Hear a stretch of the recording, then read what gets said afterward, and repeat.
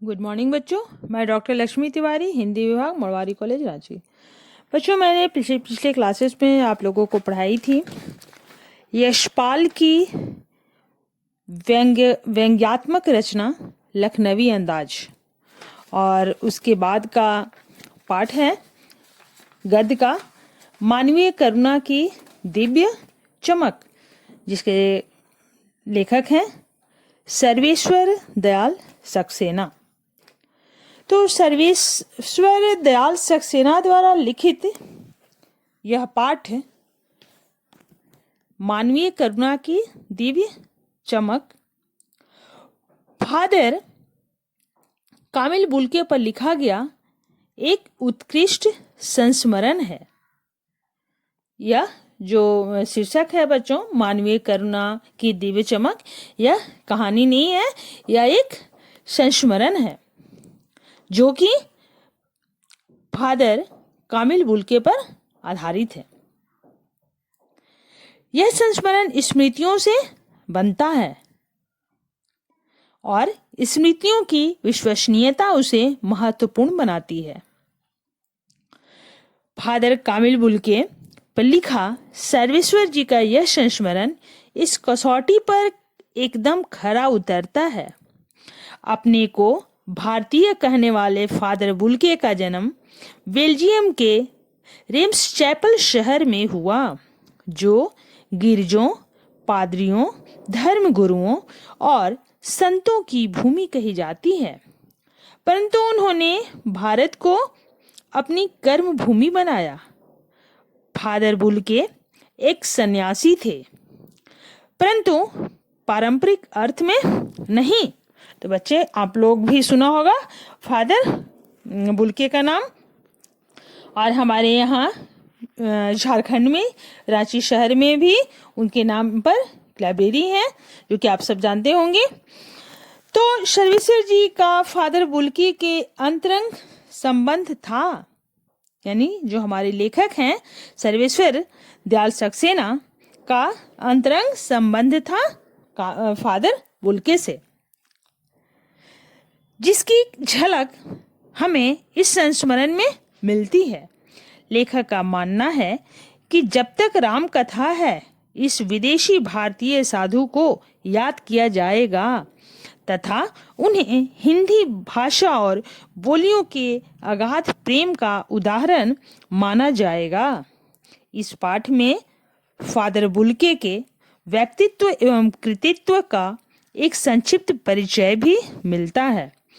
इसमें फादर को जहां एक निष्काम कर्मयोगी दिखाया गया है, वहीं उनके भावपूर्ण झलक भी मिलती है।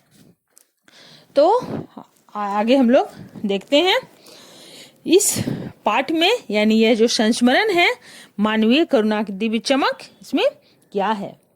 यहाँ हमारे लेखक सर्वेश्वर दयाल सक्सेना का कहना है कि जिस फादर के रगों में दूसरों के लिए मिठास भरे अमृत के अलावा कुछ नहीं था, उन्हें जहरबाद से नहीं मारना चाहिए था। लेखक 35 साल से उनकी ममता और अपनत्व का साक्षी है। आज भी उन गांवों का दबाव अपनी छाती पर महसूस करता है। फादर को याद करना एक उदास शांत संगीत को सुनने जैसा है। फादर हंसी मजाक में निर्लिप्त शामिल रहते, गोष्ठियों में बहस करते, लेखक की रचनाओं पर स्पष्ट राय और सुझाव देते, पारिवारिक उत्सवों में बड़े भाई और पुरोहित जैसे आशीषों से भर देते। फादर का भरा पूरा घर था, 2 भाई, 1 बहन, माँ पिता सभी थे। जब उनसे पूछा गया कि क्या उन्हें अपनी जन्मभूमि और घर की याद आती है, तो उन्होंने कहा आती है।